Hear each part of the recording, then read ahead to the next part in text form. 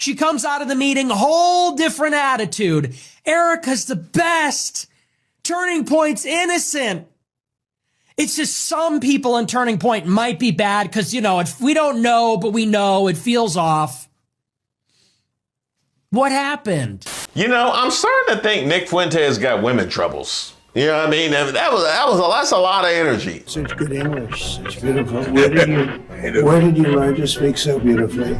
It's completely unacceptable to see fat generals and admirals in the halls of the Pentagon. I know it's tough doing what's hard, but we could use more men like you here.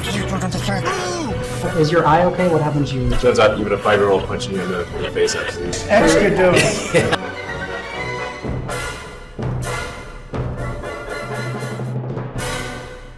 Shout out to all the subscribers and the members here on the channel. Don't forget to like the video. I'm Reese Waters, and this is the Reese Waters Award Show for 2025. Today, we'll be handing out the MVP trophy for the Let 'Em Fight banquet. You know, the kinds of people, I'm gonna punch you in your effing face, Scott Bessent threatens an administration rival. The Treasury Secretary's quiet tensions with Housing Finance Chief Bill Pulte exploded at a private dinner last week. That's what I'm saying. That's what I'm saying. Can't even have a private dinner. You can't even have a private, and they fighting. They fight. You know what I mean? Can't go nowhere. No, that's not it, Scott Bessent. That's not it, Scott. I know you like to fight. I know you like to fight. I saw what you did in the Oval Office. I know you like to fight. That's not what this is. This is an award. Okay, you know what? If you going to sit there and threaten security, you got a certificate you can give him. Give him a certificate. Well, hand him some of them SNAP benefits that he all right, get him, there you go. All right, we taking care of him. This is for the people that have sown the most discord within MAGA. The people that have had me yelling, let them fight!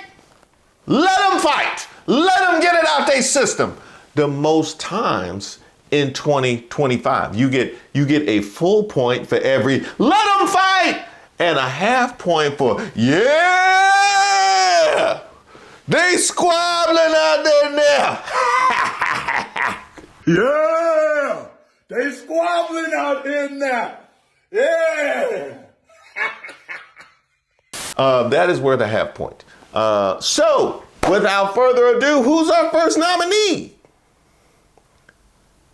Piers Morgan. What did Piers Morgan do? But are you actually attracted to women? I am attracted to women. You're not gay? No. But I will say that women are very difficult to be around. Okay. So there's that. And do you think they should have the right to vote? I do not. No, absolutely not. They should stay at home? Well, yeah, absolutely. Yeah. So basically, you're just a misogynist old dinosaur, aren't you? For a young guy. Yeah. I mean, I know I'm the boomer. I know I'm the boomer here, but actually, you're a 27-year-old dinosaur, aren't you? Aren't you, Nick Fuentes? All women. I am. All women are annoying. All women grow old. They all get fat. Says the guy. Have you ever had sex? No, absolutely not. Wow. Says the guy who's never got laid. Yeah! Oh, that's right. He did air out Nick Fuentes. That's right. Okay. So this is much more authoritarian than Putin's Russia. No, it's not. What? How is it? How is it not? That's ridiculous. If you have 3 times as many arrests for speech crimes, it's more authoritarian. I've not seen that stat. If that is true, it's because we have been so appalling in protecting free speech. Well, you're appalling. I'm not. Right. No debate there. But I'm just saying, as a how do you define authoritarian? The idea that we are living here in a more authoritarian state than Russia. Come on. Those are the numbers. You don't believe that.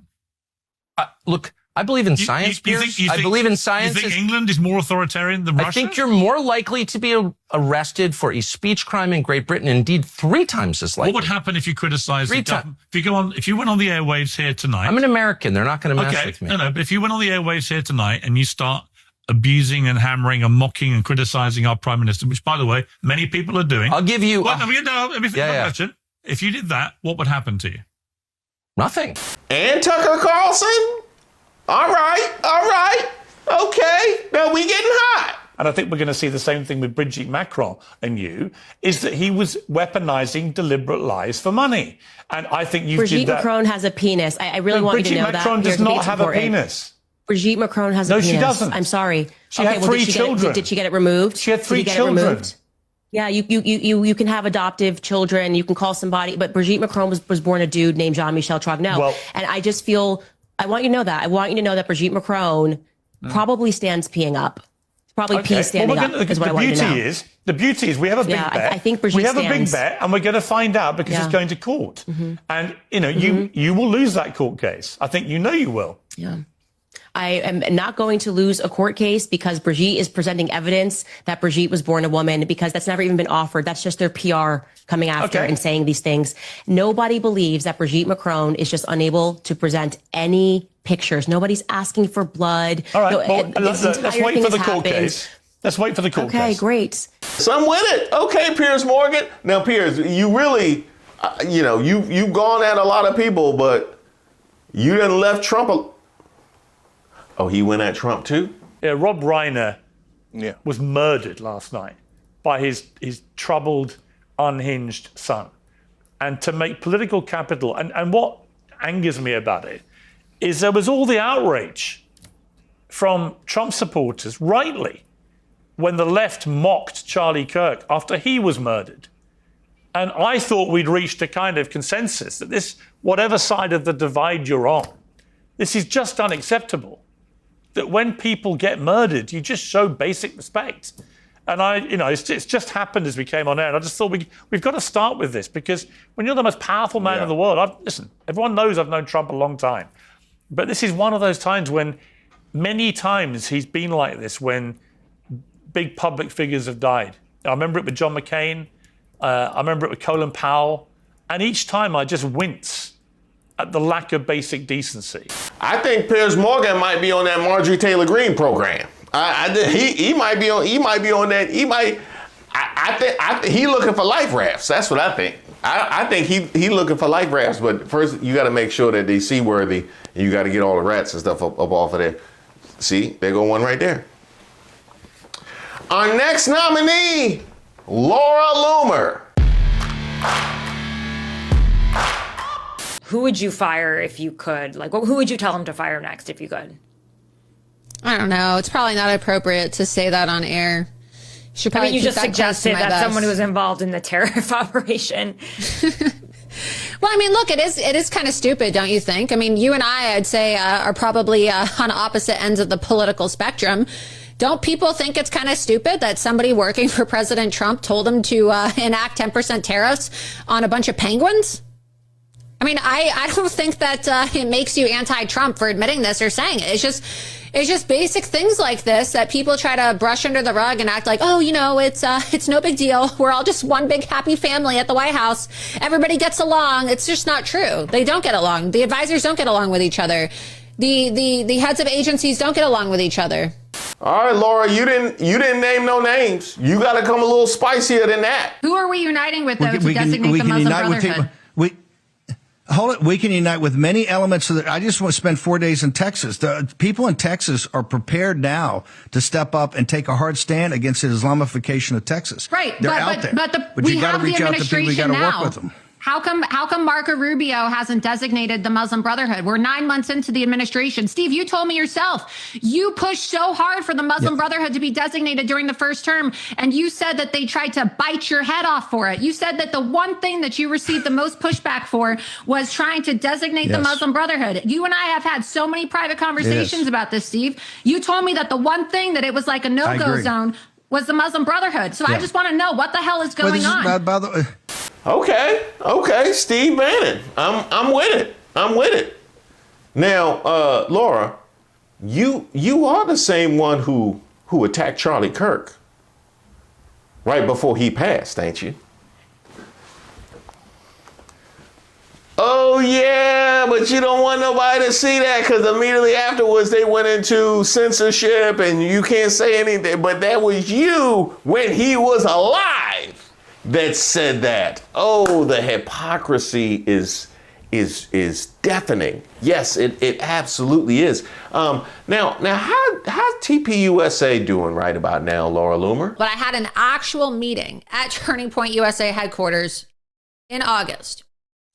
And so this was right before Charlie Kirk was assassinated. And the purpose of the meeting that I had, and I saw Charlie while I was there, was because Turning Point wanted to talk to people who had been outspoken as it pertains to the threat of Islam in America, and also people who had been outspoken against the woke right.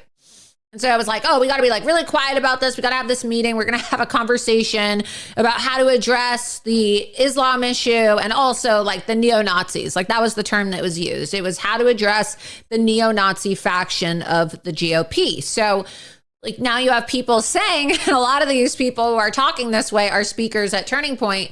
We don't have a Nazi problem in the GOP. We don't have a right-wing extremism problem in the GOP.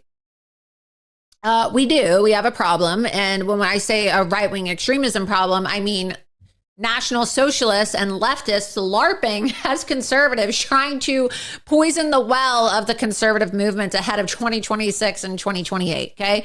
Everybody knows who these people are. I don't need to get into it, but we do have a problem. Well, they'd probably be doing a whole lot better if you weren't queen of the circular firing squad that is MAGA right about now.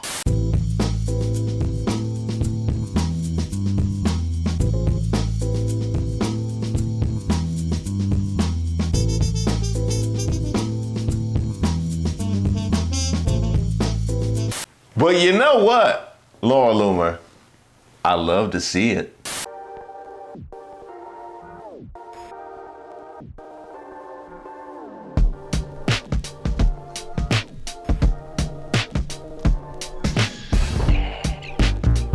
Now, Laura, what would be particularly helpful is if you could disincentivize people from voting. You know, as much as they always want to talk about how much, voting isn't something, that's something that happens in disenfranchised communities. Oh, I don't want to vote. That if you can really get that message across in MAGA.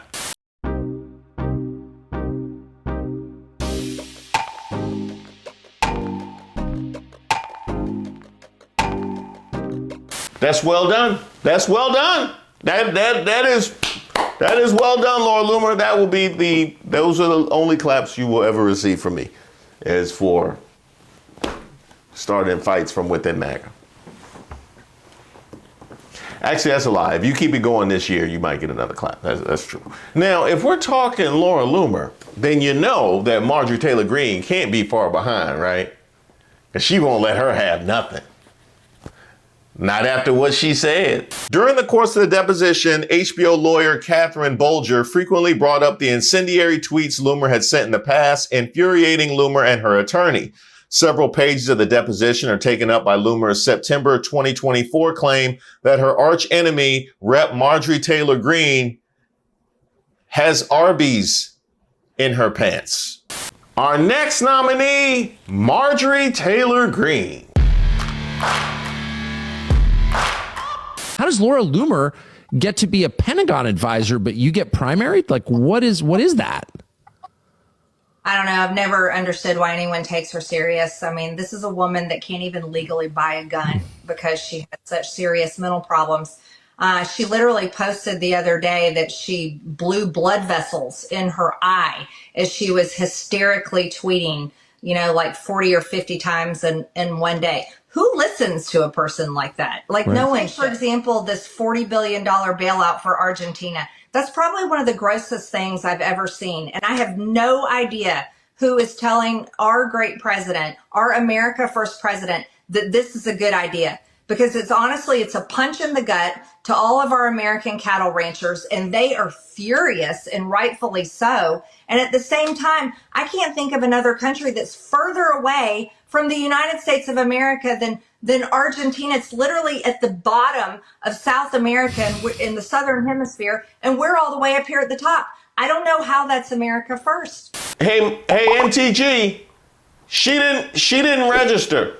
She didn't register as a foreign aid. I know that's a thing that you, but let's push that some more. All social media influencers, they should have a badge or an icon or a different color check mark that lets the American people know that they take money for their posts, whether it's political, corporate sponsorships, or on behalf of a foreign government. I think these paid social media influencers need to, it's just like on TV you have to talk about who is sponsoring your program. Broadcasters have to say this message is brought to you by XYZ. I think it should be the same for social media influencers. But the biggest part, Matt, is when it comes to them taking money from foreign governments. They should have to disclose that. It should be made available to the American people, and especially our MAGA influencers that are so-called America First. The biggest message they need to hear is they're not America first if they're taking payments by a foreign government. Hey, and Trump called you a traitor. You gonna respond?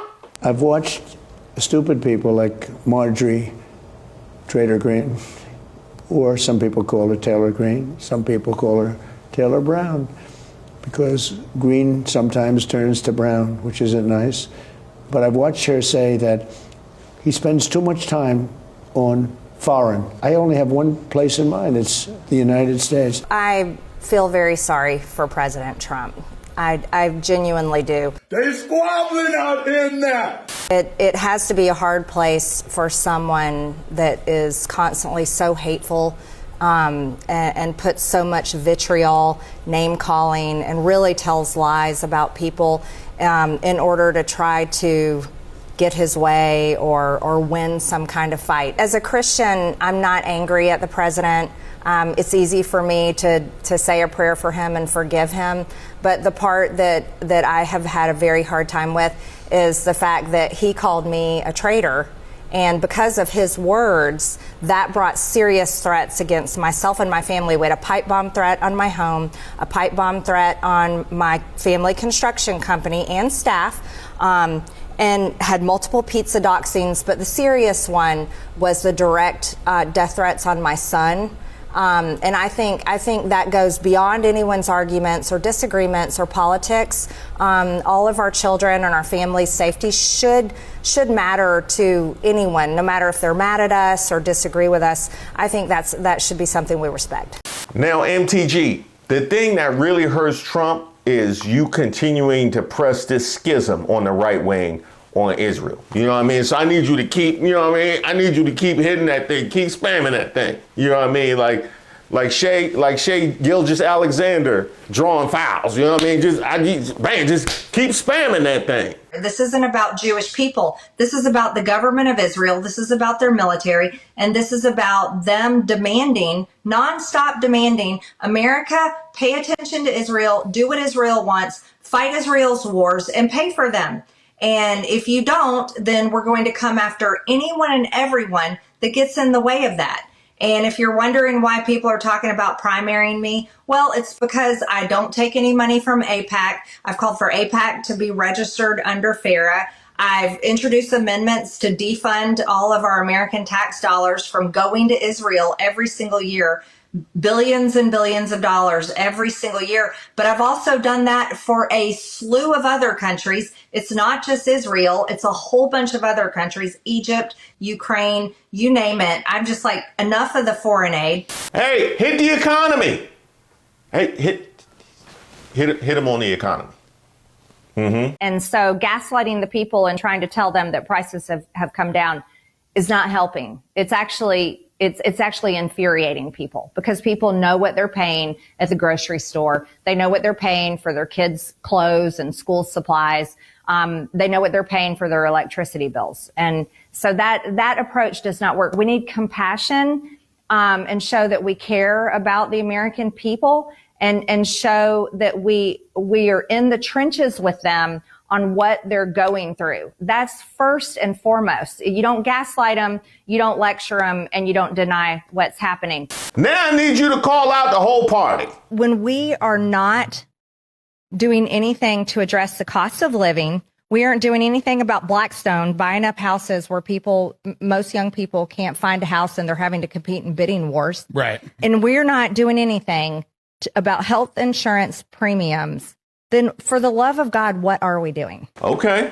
That was good. We're going to be naming names next. We going to be naming names. I'm with it. I was called a traitor by a man that I fought for 6 years for. And I gave him my loyalty for free. I won my first election without his endorsement, beating 8 men in a primary. And I've never owed him anything, but I fought for him for the policies and for America first.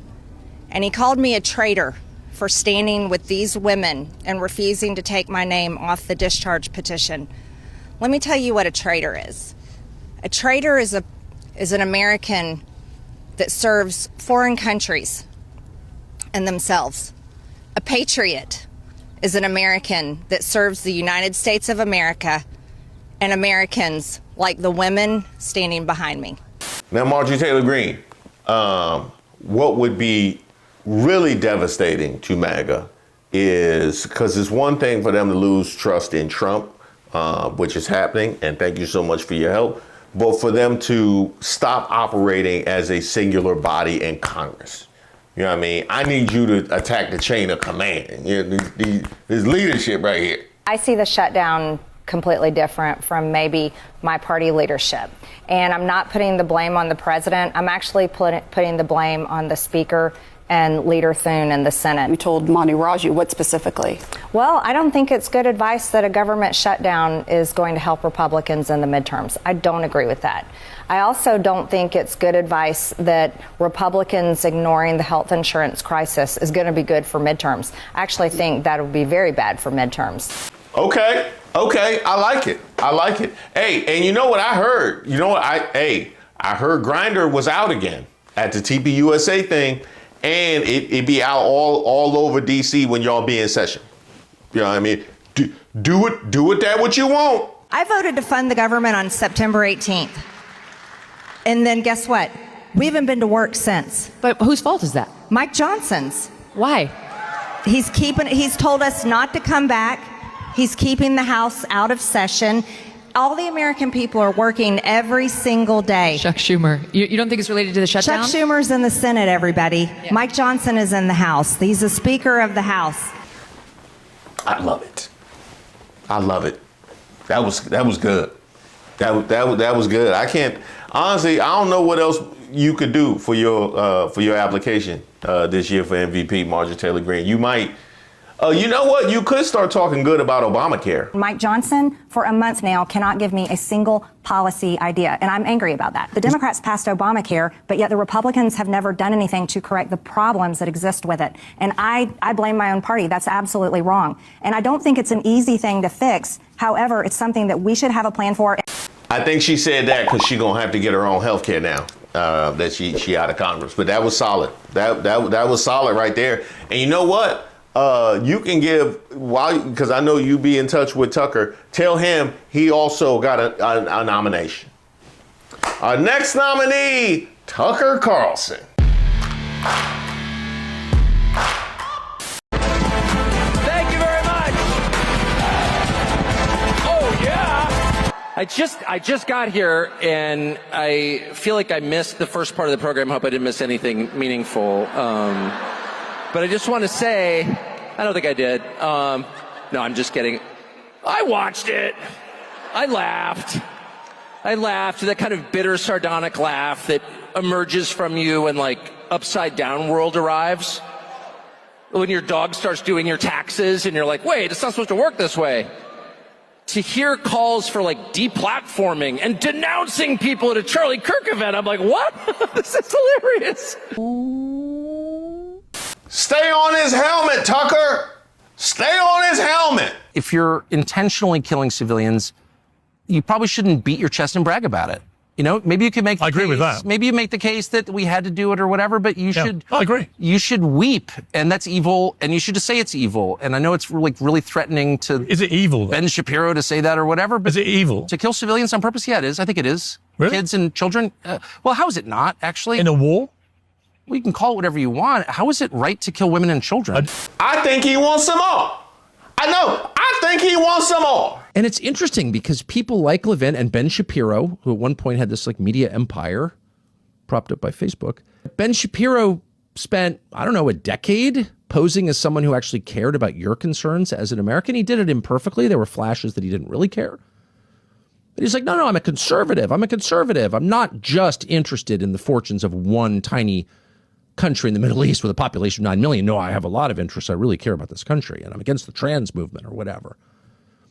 But increasingly, as everyone's gotten more hysterical and prone to sort of blurting out the truth, that veil has dropped, and you can see what Ben Shapiro really, really cares about. So Maduro is culturally conservative. Who gives a shit? The guy's a communist dictator. Everyone in his country is eating dog. He's shipping fentanyl to the United States to kill Americans. Why do I give a shit whether he's anti-LGBTQ rights? So why the hostility? Well, maybe because if you keep talking about the so-called social issues, which are not limited to abortion and pornography and gay marriage, the trans issue, they get pretty quickly to economics. So there are payday loans in this country that are 600% annually. And if you're wondering why the average American homebuyer, American-born homebuyer, is almost 40 years old, when the year I graduated from college, it was 28. How did that happen? Debt for young people is probably the number one issue, which is to say it's the number one thing that is destroying them and making it impossible for them to get married and have children, which Ben Shapiro told us he cared about. And Ben Shapiro's like, I don't give a shut up. He's a communist. It makes you wonder how we're defining communist here. Because, of course, in the United States, communist no longer means someone who believes Marx and Engels. It has nothing to do with academic theory. That's all gone. Communist in the United States is a synonym for someone who seeks to rot a society from within and destroy it. And I guess I would argue that if you don't give a shit about pornography or 63 million abortions in the United States and since Roe v. Wade or whatever, and if you don't care about 600% annual interest rates on payday loans being given to the poor, who's the communist exactly?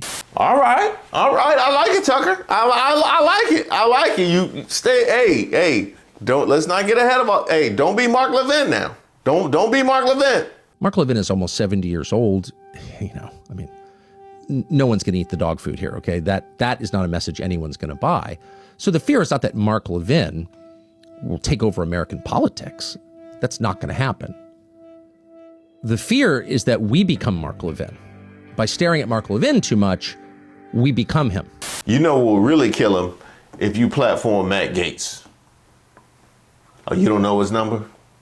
Order one of his cameos. And tell him to call you. Is there anyone who believes that Israel's campaign in Gaza has killed more terrorists than it's created? Is there a single serious person who believes that? Well, it's a crime. It's a crime, and when the more you know about it, the more shocking it is that it's happened. A first world country doing something, murdering all those kids, murdering them, which they have, and all these people like Rabbi whatever and Mark Levin defending it. They're just pro-violence. They believe in violence. Hey, Mark Levin, okay. No, cause I saw the way you came at Megyn Kelly. You might want to. I got a very strange text this morning from Tucker Carlson. 10:16 a.m. I'll read it to you for verbatim. Good morning, he writes to me. The leadership at Turning Point has asked me to debate you at their event in Scottsdale in December. The guy is desperate. He's taken a hit on his podcast. He's fighting like hell for his career. He's fighting like hell for his reputation. People are awakening to what scum he actually is. And he thinks I'm going to platform him. He thinks I'm going to help him kick up his podcast ratings. What would Charlie say? What would Rush say? What would any rational response? Here it is. I wrote him the following. My family and I want nothing to do with you. What you've become, your vile libels against my faith, millions of Christians, and in my view, what you seek to do to our country. There's nothing to debate. You're a Nazi promoter. You're the modern-day David Duke. I debate people with whom I disagree for a living, who are a lot smarter than you, but for whom I have some respect. Yeah! But that's going to be 2026. So you going to have a head start on 2026. So you going to be good there. Unlike our next nominee, who will be starting far, far behind in 2026, Mike Johnson. Congresswoman Greene specifically said that Republicans do not have a plan to deal with health care. Congresswoman Greene does not serve on the committees of jurisdiction that deal with those specialized issues, and she's probably not read in on some of that because they've still been sort of in their silos of the people who specialize in those issues. Now, I'll be honest, Mike Johnson is really only here due to his sheer incompetence. his sheer inability to hold his caucus together and infuriate literally anybody that he ever comes in contact with is worth a nomination. I'll be honest, that's worth it. Hey, you tell me what infuriates MAGA more than having to deal with Mike Johnson. Speaker, she's saying that the Republicans aren't doing anything to address the health care issue here that Democrats are arguing about. Are you saying that there is a Republican plan and you're just not talking about it? No, I'm saying there's lots of discussion about it, but we don't relay it on a conference call with hundreds of people listening in. Doing this and requiring this to come out could ruin the reputations of completely innocent people, such as those who have may just have known Epstein but knew nothing of his crimes, or whose names he exploited.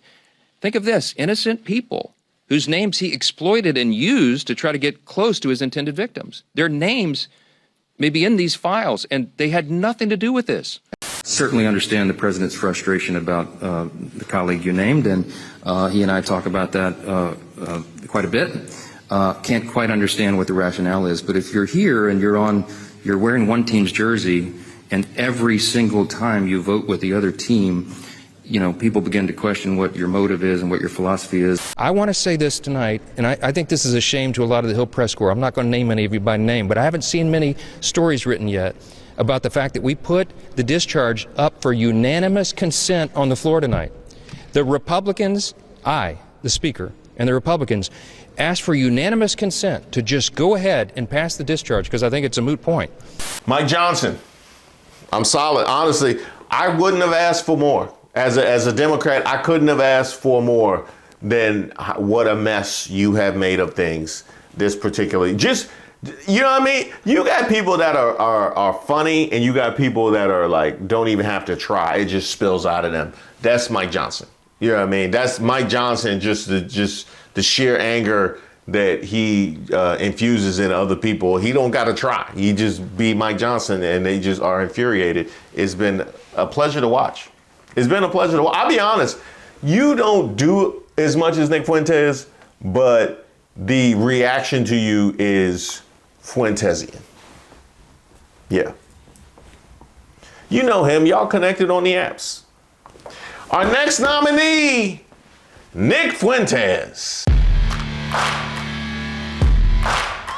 Everybody loved it. But as always, and this is how it is in America now, two Americans will get together and have a conversation about our country. An American audience will love it. But then there's always this other group that says, hang on, time out. Is there somebody you forgot to ask? Me and Tucker, I consent. I want this conversation to happen. The audience, I consent. I want this conversation to happen. I want to watch this. And then you have Mark Levin, Sean McGuire, Josh Hammer, Ben Shapiro, Bill Ackman, Laura Loomer. Is there somebody you forgot to ask? It's terrible. It's horrible. It's horrible. We forgot to ask the Jews for permission to do the show. And by the way, this is the same Tucker he tried to call out as CIA. Now let's look at Tucker. Tucker says that he, like Vance and Kent and Dave Smith, he's another one of these non-crazy, non-hateful America firsters. Let's look at Tucker. Let's in particular look at his father, Dick Carlson. He said I said that no one should listen to Tucker because his dad was in the CIA. Tucker said he saw this years ago. And he said, that's ridiculous. My dad isn't in the CIA. And then he learned upon his father's death in March of this year that in fact, and he was surprised to learn this, Dick Carlson, his father, was in the CIA. Now, as I said at the beginning of the show, that is a lie. Tucker Carlson knew that his father was in the CIA. Tucker Carlson said in June of 2024, a year before his father died, in an interview with Sean Ryan, that his father was in the CIA. And so when I applied to CIA, and I've taken a lot of crap, including from Putin, like, oh, you're from a CIA family. Well, yeah, obviously my father worked in conjunction with CIA. I mean, that's what that is. But maybe the seminal moment of Let 'Em Fight this particular year might have been Nick Fuentes coming for J.D. Vance's life. All right. Why would we let this fat guy who's married to a Jeet and works for a gay CIA Fed, why would we let him grow? It's like so insane. The J.D. Vance operation is in full swing, man. Think about it. Andrew Tate and Bronze Age pervert and all these people for years, all they talk about is going to the gym, being a vitalist, fighting the Matrix, India smells bad, all this kind of shit. And now they're all in favor of a fat race mixer who's married to a Jeet who named his son Vivek, who was mentored by a Jewish neocon and a gay Fed, Peter Thiel, and the guy's in bed with Israel. And that's your guy? And I'm the controlled opposition, really? Your guy is literally a fat gay race trader who married a Jeet, who works for a gay Fed, a Fed informant, a CIA contractor, mentored by a Jewish neocon, and the dude's in bed with Israel. And he wears eyeliner. You know, so Andrew Tate said the Groypers need to go to the gym. Dude, J.D. Vance needs to go to the gym. He's fat and it's disgusting.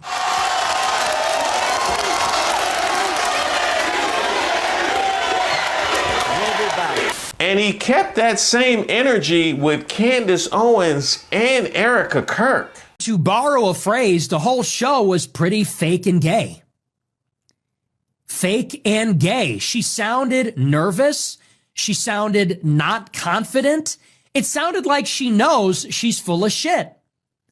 It was confused, rambling, non-committal, wants to maintain the facade that there's some conspiracy, I'm still on the case, but at the same time, walking significant parts of it back, and in the end, only spending about half the show talking about it before she launched into a bunch of other stuff about Tim Pool and other drama. And here's what I think happened. So what happened to the big bad Candace Owens? I think that's what everybody's wondering. What happened to that cockiness? What happened to the swaggering Candace Owens? For 3 months, this negress, this uppity black woman, has been going on her YouTube and bobbing her head. I'm going to name names. That doesn't work for me. What you mean? What you mean? That ain't work with my timeline. What you mean? I got the names. You don't want to f with me.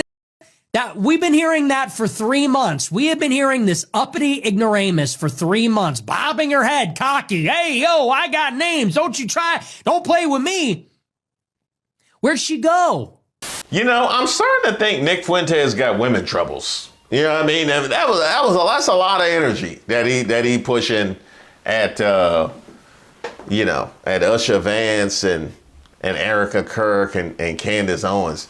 Did he ever say anything about Megyn Kelly? This is Megyn Kelly. She says, yeah, I mean, personally, I have watched videos of him questioning the Holocaust, likening it to baking cookies in the oven. The horror. Oh my gosh, he said those things. What has come over this country? Like, seriously? She says, and there's no way you could have gotten to 6 million. That seems to be his theory. He seems to think that we've way overstated the number of Jews killed in the Holocaust. How absolutely dare you? She says he's ripped on poor Usha Vance in the most offensive terms. I mean, I called her a Jeet. I like that. I like that. I'll be honest. I like that. Hey, Any enemy of Megyn Kelly's a friend of mine. Hey, keep going. Megyn Kelly introduces a subject. She goes, I'd like to talk to you, Ben, about Nick Fuentes and Tucker. But first, I'd like to show the audience this clip where Nick Fuentes is playing Grand Theft Auto and he runs over a character who appears Jewish and says, that was Ben Shapiro. And then they play like a 3-minute clip from a 7-year-old stream where I'm giggling and saying, ha ha, ha, I think I just ran over Ben Shapiro. Ha ha ha. And then everybody boos. Then the audience goes, boo. They go, boo, boo. Your boos mean nothing. I've seen what makes you cheer. You people cheer for genocide in real life. We have reached, by the way, the pinnacle of fake outrage. Talk about fake outrage. I can't wait for my Megyn Kelly interview. You've called Jewish people fat pigs, slobs, disgusting animals. Only Ben Shapiro. In fairness, it was more than Ben Shapiro. We have reached the pinnacle of fake outrage. So let me get this straight, Megyn. Megyn with a Y. Let's get this straight, Megyn. There's a genocide going on right now in Gaza. People are being shot in the back of the head. Starving, hungry people on the brink of death are traveling miles by foot in a war-torn area to get food. They're shot in the back of the head. Children are being shot in the head. Prisoners of war are being raped to death. Refugee camps, evacuation zones are being bombed directly. Civilians murdered. You're showing a clip of a video game? That's cartoon violence. You're showing a clip from a video game from Grand Theft Auto. We're supposed to be offended. We're supposed to be shocked. That's supposed to shock our conscience. Randy Fine says all Palestinians are demons. Kill them all. Kill them all. I laugh when children starve to death. That's Congressman Randy Fine. Are you going to show that screenshot before you talk to Ben Shapiro? Are you going to show those screenshots?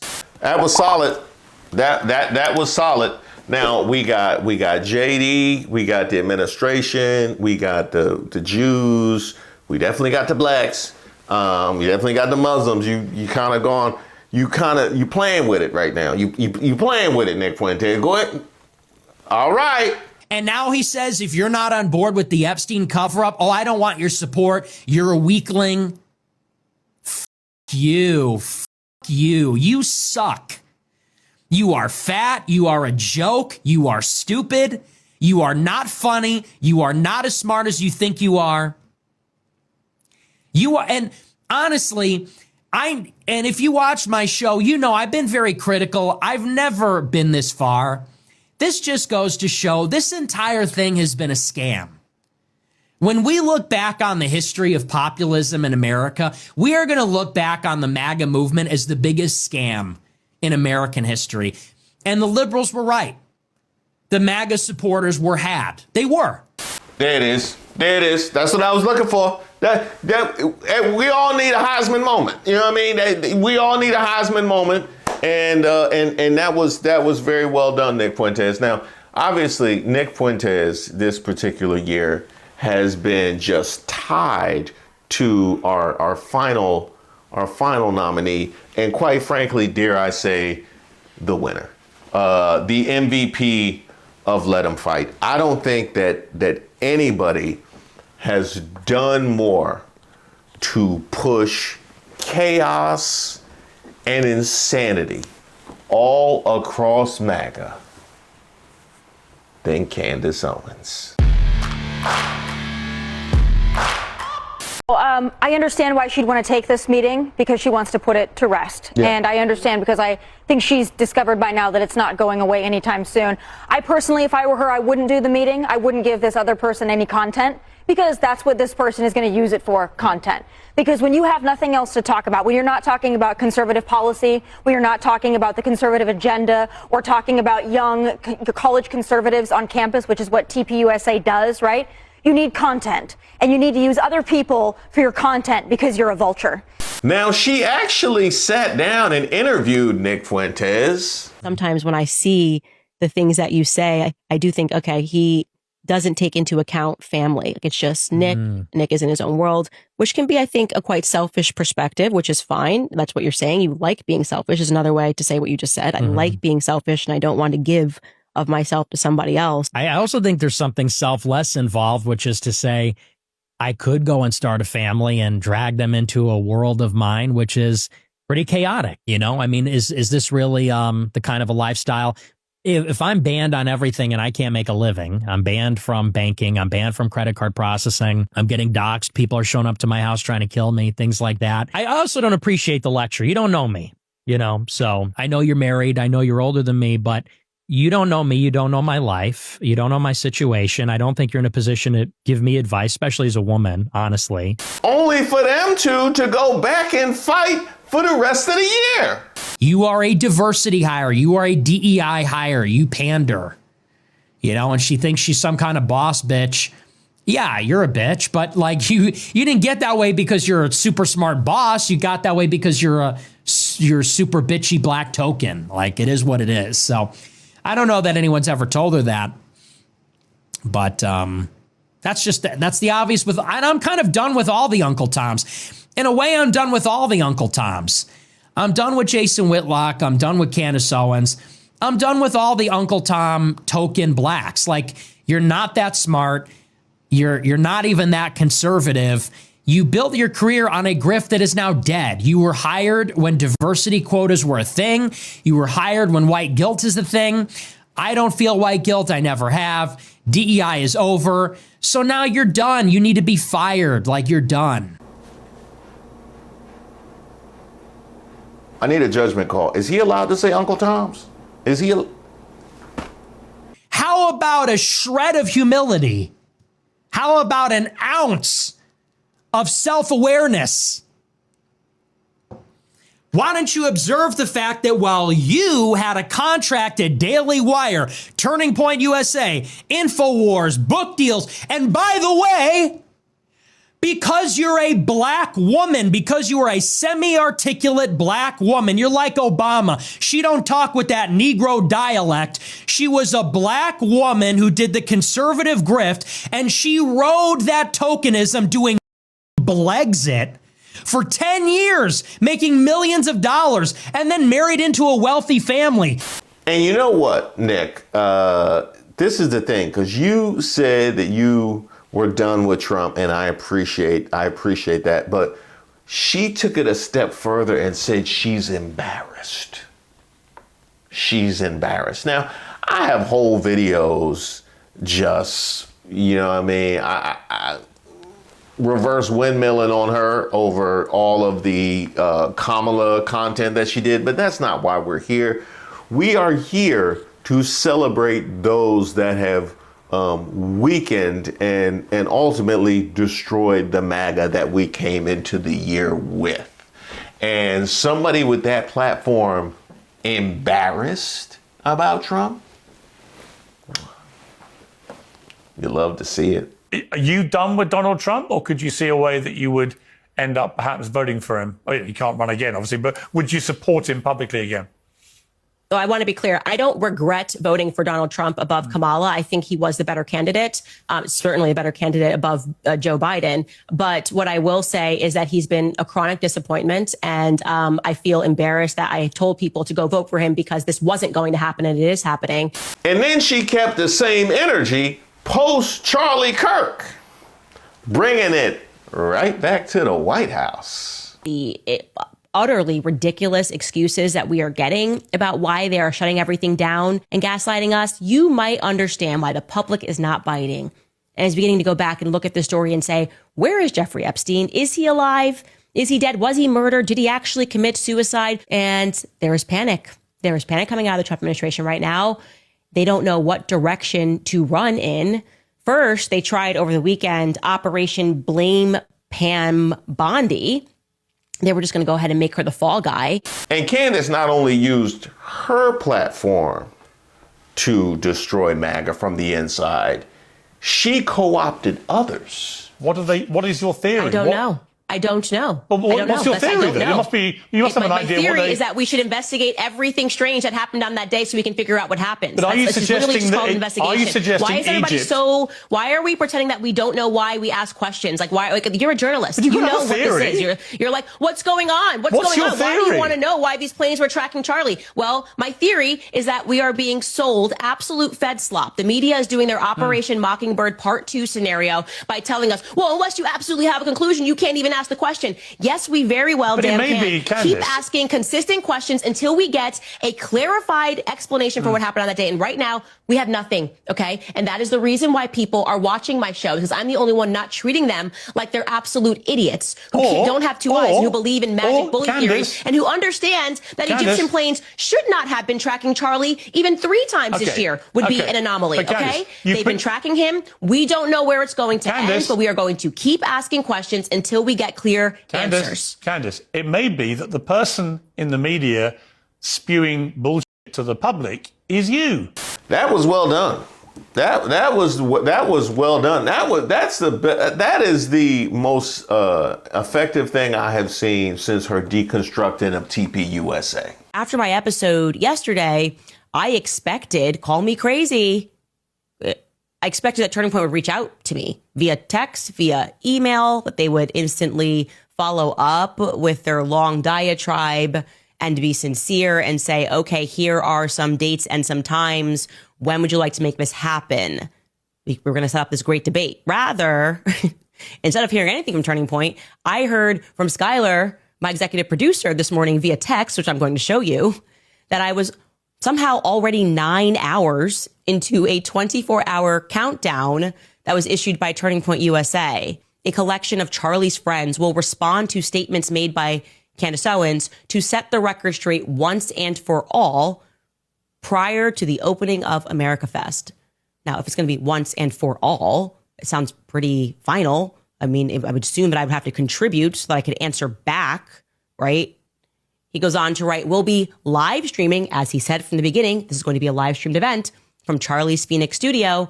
Our offer from yesterday holds. If Candace wishes to join us in person in Phoenix, she is welcome to do so. She can let us know by the end of today. Why? Well, I'm sorry. If you're saying this is happening on the 15th, why am I getting 24 hours to be able to respond to you? That doesn't make any sense. That, for some reason, feels like this is a BS offer and a really cheap PR move. Now, Candace, I'm leaning your way because of everything that you've done to get you here. Is there any lasting impression that you want to leave with us before we determine who, in fact, is the MVP? Any last things that you want to say? I am done with it. This one is so fully off of the mother effing plantation. Truly, Ben Shapiro, f*** you and the midget horse that you rode in on. And I say that on behalf of the world. I know you're going to get applauded by Konstantin Kisin and Andrew Christ is King Clavin and all of the people, the men who have to keep applauding what you do like you're a 4-year-old to make you feel good. But the rest of the world can't stand you. You're obnoxious. You have absolutely no values that exist outside of the Talmud. You describe yourself as a Talmudic Jew. And I've learned what's in that Talmud, and I encourage other people at home to learn what is in that Talmud so that you know what Ben thinks of you, because he doesn't just hate me, he hates you too, white men. He hates all black people, okay? If he's following the rules of the Talmud, I mean, when I say hates, they think that we're animals, that they have a right to own us, that they have a right to make us worship them, that they have a right to lie to us, that they have a right to sue us and take everything that we have, that they have a right to deceive us, that they have a right to treat Charlie the way that he treated Charlie while he was alive, only to then try to defraud the population into thinking that he is somehow a part of his legacy, that he somehow cared about Charlie Kirk and cares to protect the people that are working at Turning Point USA. Goodbye, Ben. Goodbye. All right. All right. Let him fight. Let him fight. All right. It's gonna be more. They ain't got it out their system. They ain't got it out there, sister, clearly. This stuff is recent. You know what I mean? I went from January to December, and now you see why. Despite the devastation and nonsense that was 2025, why I'm going into next year more hopeful than I was last year because of all of the nominees I just named. Well done. What'd you say, Candace? What do you get for MVP for Let 'Em Fight?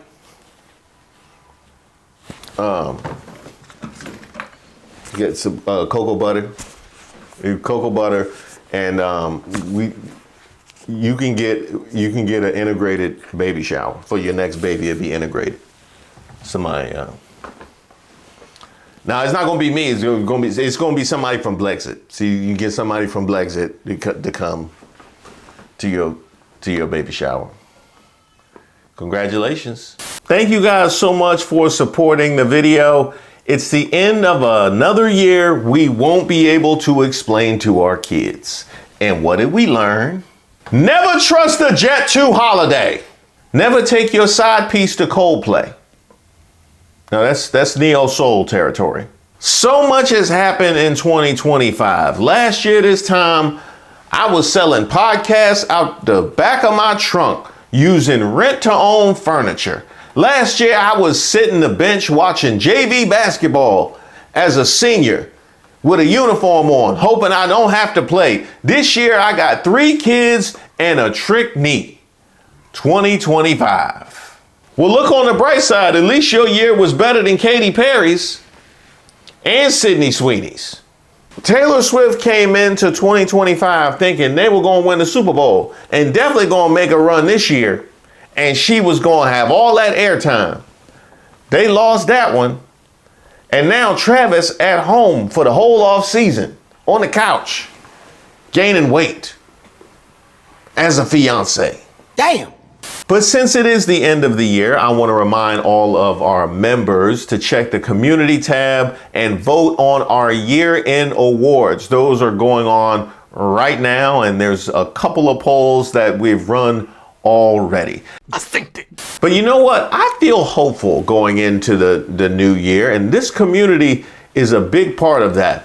Also, the Let 'Em Fight banquet is also another very big part of that. But here we're talking about this community. I'm talking about our head moderator, Miss Ray, Regina on research, and our editors, David, Denzel, and Boz, as well as all the mods that have helped us with the premieres, our research squad, which was just assembled. And by the way, if you would like to join either the research squad or be one of our volunteer mods, you can hit me up at admin@ReeseWaters.com.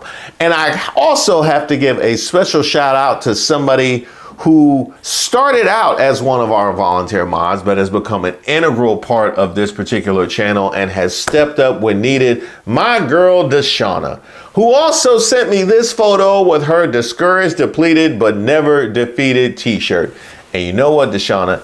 It looks as good as I feel when I see your name in the chat during the premiere. Thank you so much for all of your hard work, and thank all of you for all of your support. I can't wait to see what's next.